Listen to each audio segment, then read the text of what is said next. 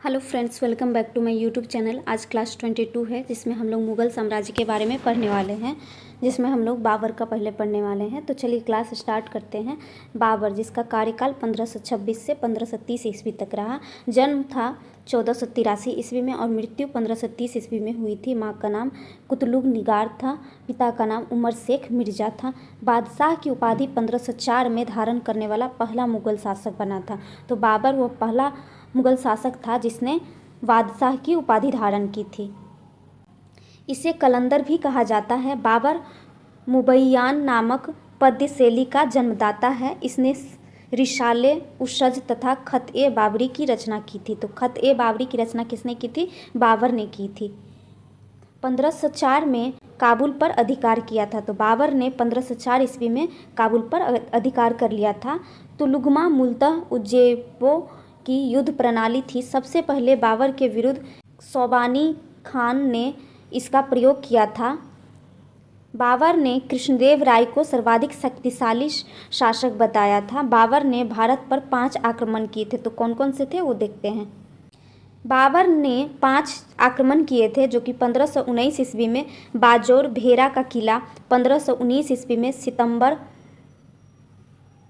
खैबर दर्रा पेशावर, 1520 ईस्वी में सियालकोट और 1524 ईस्वी में लाहौर दीपालपुर का, 1525 ईस्वी में दौलत खां के विरुद्ध किया था।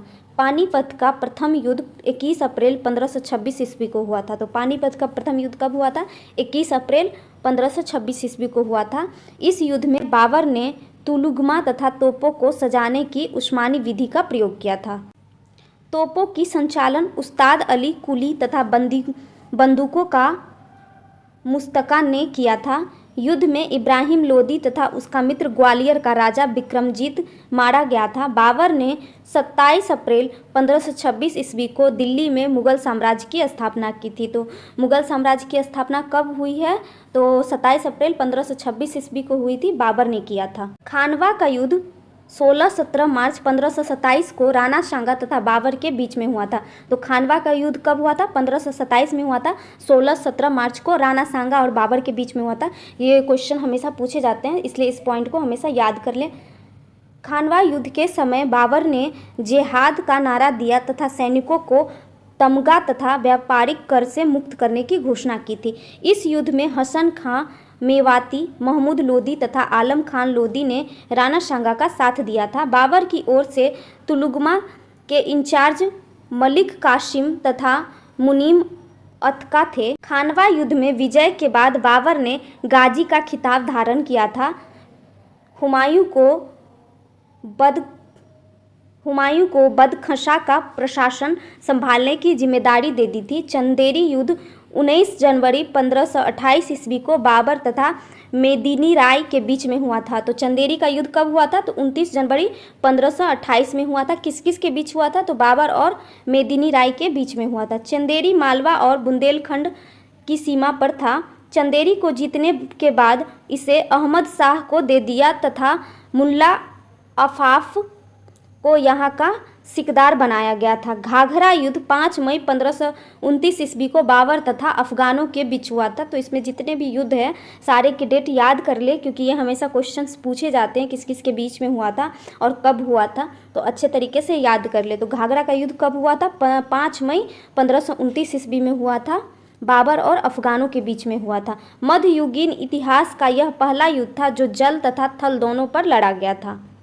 यह बाबर का अंतिम युद्ध था। बाबर ने बंगाल तथा अफगानों की संयुक्त सेनाओं को पराजित किया था। युद्ध में विजय के बाद बंगाल नुसरत शाह को वापस कर दिया था। बाबर की मृत्यु 26 दिसंबर 1530 ईस्वी को आगरा में। बाबर की मृत्यु कब हुई थी? तो 26 दिसंबर 1530 ईस्वी को हुई थी। कहाँ हुई थी? आगरा में हुई थी। उसे आगरा के चारबाग में दफनाया गया था।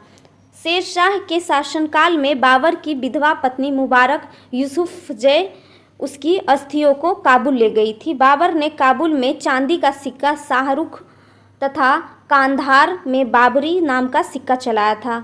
उसके सिक्कों पर एक तरफ कलमा तथा चारों खलीफाओं के नाम अंकित होते थे, दूसरी तरफ बाबर का नाम तथा उपाधि अंकित रहती थी। विहजाद बाबर का समकालीन चित्रकार था। बाबर को जीवनी लेखकों का राजकुमार कहा जाता है। तो बाबर को क्या कहा जाता है? जीवनी लेखकों का राजकुमार कहा जाता है। तुजुके बाबरी का सर्वप्रथम फारसी अनुवाद अकबर के समय में पायंदा खान ने किया था। तो ये क्वेश्चन भी पूछा जाता है, इसको भी याद कर ले इस पॉइंट को कि तुजुके बाबरी का फारसी में अनुवाद किसने किया था? तो अकबर के समय में पायंदा खान ने किया था। अब्दुल रहीम खान एक खाना ने भी इसका फारसी अनुवाद किया था।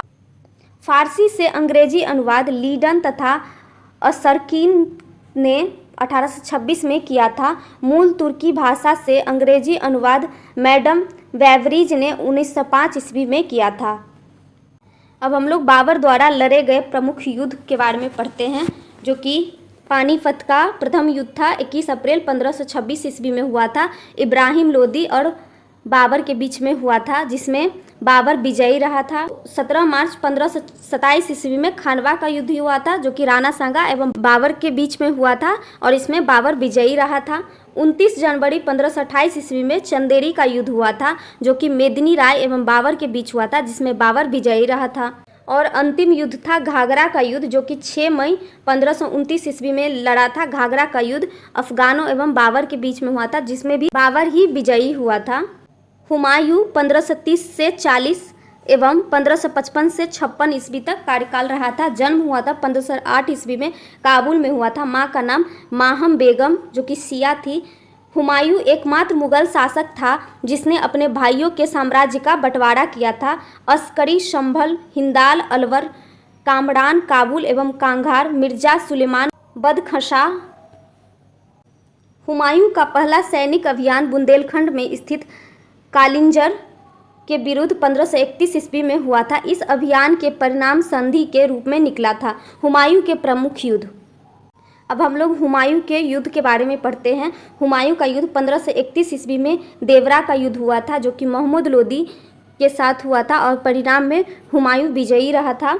1532 ईस्वी में चुनार का घेरा का युद्ध हुआ था, जो शेरशाह सूरी के साथ हुआ था, जिसमें दोनों का संधि हो गया था। 1535 से 36 तक बहादुर शाह से संघर्ष हुआ था, जिसमें बहादुर शाह के साथ हुआ था और हुमायूं विजयी रहा था। 1537 में चुनार विजय का युद्ध हुआ था, जिसमें कुतुब खां के साथ हुआ था, जिसमें भी हुमायूं विजयी रहा था।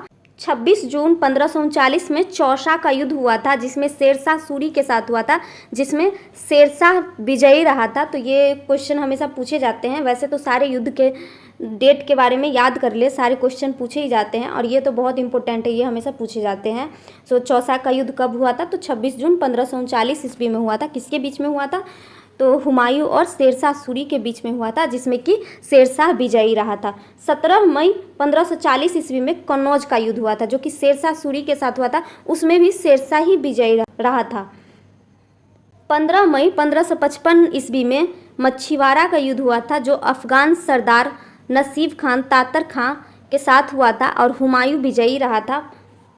22 जून 1555 ईस्वी में सरहिंद युद्ध हुआ था, जो कि सिकंदर सूरी के साथ हुआ था, जिसमें हुमायूं विजयी रहा था। लेनपुल ने लिखा है, गुजरात और मालवा हुमायूं के हाथों में पके फल की तरह गिरे और उतनी ही तेजी से निकल भी गए। चुनार का किला पूर्वी भारत के द्वार के रूप में विख्यात था। चौसा युद्ध के हार के बाद हुमायूं गंगा नदी में कूद गया था। उसे निजाम नाम एक भिश्ती ने बचाया था।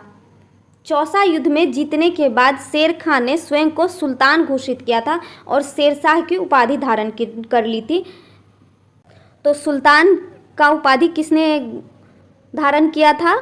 तो शेर खान ने किया था और शेरशाह की भी उपाधि धारण की थी। सरहिंद युद्ध में हारने के बाद अफगान सत्ता का अंत हो गया और हुमायूं ने 23 जुलाई 1555 को दूसरी बार मुगल साम्राज्य की स्थापना की थी। हुमायूंनामा ग्रंथ की लेखिका गुलबदन बानो बेगम थी। हुमायूं के मकबरे को ताजमहल का पूर्वगामी कहा जाता है। प्रथम मुगल शासक हुमायूं था, ज्योतिष पर विश्वास रखता था। चित्तौड़ की शासिका रानी कर्मावती ने हुमायूं के पास रक्षिका सूत्र भेजी थी। हुमायूं की मृत्यु दीन पनाह पुस्तकालय की सीढ़ियों में शेर मंडल से गिरने से हुई थी। 4 बाग शैली से बना हुआ प्रथम मकबरा हुमायूं का मकबरा है। यह दिल्ली में स्थित है। तो 4 बाग शैली से बना हुआ मकबरा किसका है? तो हुमायूं का मकबरा है, जो कि दिल्ली में स्थित है। बिलग्राम या कन्नौज युद्ध के कारण हुमायूं को निर्वासित जीना पड़ा था। हुमायूं सिख गुरु अंगद का समकालीन या बिलग्राम के युद्ध में पराजित हो जाने के बाद हुमायूं ने इनसे आशीर्वाद प्राप्त किया था। अबुल फजल ने हुमायूं को इंसान एक कामिल कहकर संबोधित किया था। हुमायूं अफीमची था, वह तीरंदाजी और घुड़सवारी में माहिर था। हुमायूं ने प्रशासन में सहायता के लिए अहले मुराद नामक वर्ग का गठन किया था। इस वर्ग में मुख्यतः नर्तक और नर्तकी आते थे। दिल्ली के मीना बाजार की शुरुआत किसने की थी? तो हुमायूं ने की थी। हुमायूं की मृत्यु 24 जनवरी 1556 ईस्वी को हुई थी। उसकी मृत्यु के समाचार को 17 दिन गुप्त रखा गया था। हुमायूं कालीन उमरा वर्ग, अहले दौलत, राज परिवार के सदस्य तथा उच्च सैन्य अधिकारी थे। अहले सादात जो सद्र, काजी, उलेमा और प्रबुद्ध होते थे। अहले मुराद जो इसके अंतर्गत वादक, संगीतज्ञ, नर्तकी और नर्तक आते थे। बाबर के वजीर निजामुद्दीन ने हुमायूं के स्थान पर मेहदी ख्वाजा को बादशाह बनाने का असफल प्रयास किया था। हुमायूं के वजीर क्रमशः अमीर उवैस, हिंदू बेग, कराचा खां, ख्वाजा कासिम। भ्रष्टाचार का आरोप लगा था जिस पर सुल्तान वली। हुमायूं के ख्वादमीर तथा जौहर आफ्ताबची को संरक्षण प्रदान किया था। ख्वादमीर और अमीर ए अखबार की उपाधि धारण की थी। अब हम लोग सूर्यवंश के बारे में पढ़ते हैं, जो कि शेरशाह सूरी के बारे में अब हम लोग पढ़ते हैं।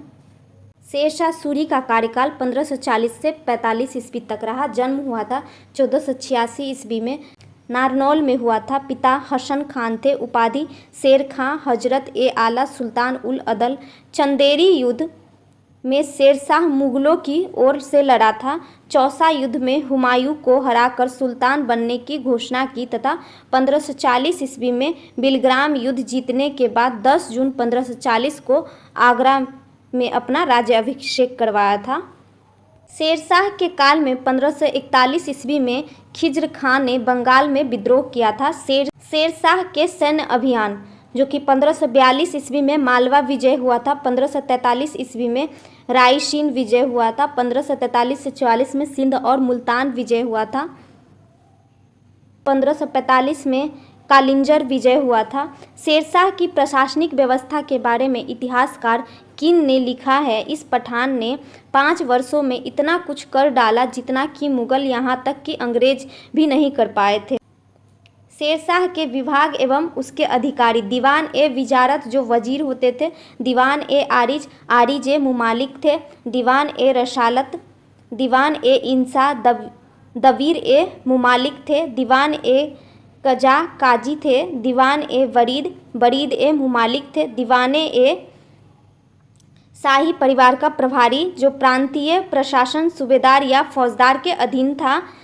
शेरशाह का साम्राज्य 47 सरकारों में विभक्त था, जिसमें 19 सरकारें केवल बंगाल में ही थी। सरकार का प्रशासन सिकदार ए सिकदारा तथा मुंसिक ए मुंसिफा के अधीन था। प्रत्येक सरकार को परगनों में विभाजित किया जाता था। परगने का अधिकारी सिकदार होता था। इसके अलावा परगने में एक मुंसिफ, एक फौजदार तथा 2 लेखाकार भी होते थे। प्रशासन की सबसे छोटी इकाई ग्राम था। ग्राम का प्रमुख अधिकारी मुकद्दम या मुखिया कहलाता था। ग्राम स्तर पर ही कृषकों की भूमि तथा उपज का ब्यौरा रखने वाला अधिकारी पटवारी भी होता था। साम्राज्य, प्रांत, सरकार, परगना और ग्राम थे। शेरशाह ने घोड़ों को दागने तथा सैनिकों का हुलिया रखने की प्रथा का अनुसरण किया था। शेरशाह सूरी को अकबर का पूर्वगामी कहा जाता है। ब्रिटिश सरकार ने मुद्रा के चलन की प्रणाली को शेरशाह सूरी ने ही अपनाया था। भारत में डाक सेवा का प्रचलन एवं रुपये का सर्वप्रथम सूरी ने ही चलाया था।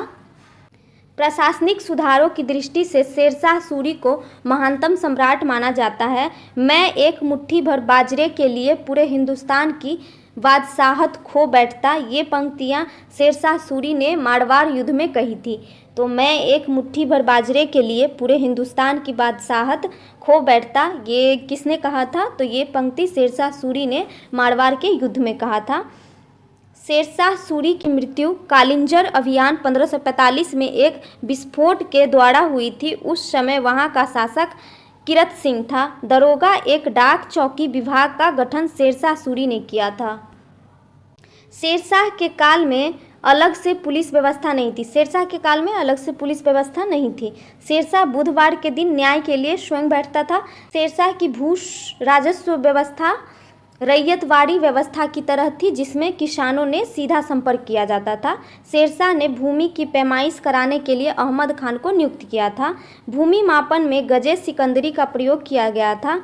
मुल्तान, मालवा, राजस्थान तथा पश्चिमी पंजाब की भूमि की पैमाइश नहीं करवाई गई थी। उपज के आधार पर भूमि को 3 श्रेणियों में विभक्त किया गया था, जो कि उत्तम, मध्यम एवं निम्न था। लगान की दर औसत उपज 1/3 भाग थी। मुल्तान से उपज 1/4 भाग भू राजस्व लिया जाता था।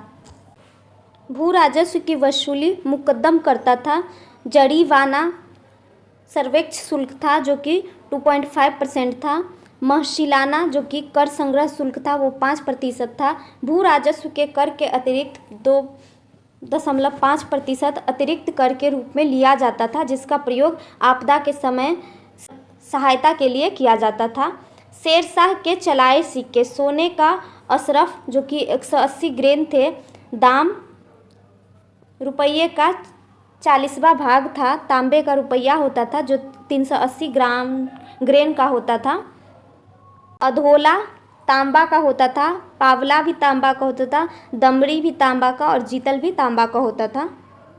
चांदी के रुपये और दाम का विनिमय अनुपात 1:64 था। जनता का आम सिक्का दाम था। शेरशाह के काल में 23 टकसालें थी। शेरशाह ने 1700 सरायों का निर्माण करवाया था। सराय की देखभाल करना सिकदार का कर्तव्य होता था। डॉक्टर कानूनगो ने सड़कों और सरायों को साम्राज्य की धमनियाँ कहा है।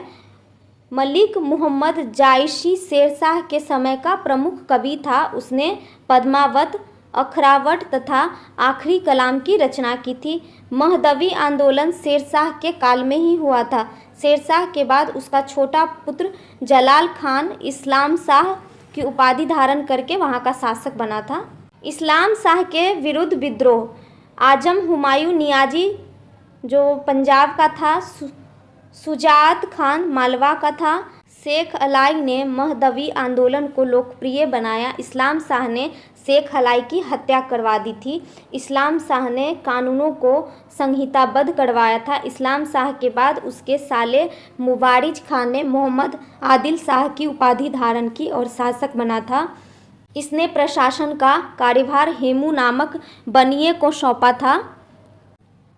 बाद में उसे विक्रमाजीत की उपाधि दी गई थी। हुमायूं की वापसी के समय दिल्ली, पंजाब तथा आगरा पर सिकंदर शाह सूर का शासन था। मछीवाड़ा युद्ध, जो कि 1556 ईस्वी में हुआ था, जिसमें पराजित हुआ था।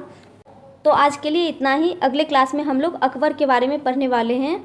तो वीडियो अगर अच्छा लगा हो तो वीडियो को लाइक करें, चैनल को सब्सक्राइब करें और बेल आइकन दबाना न भूलें। Thank you.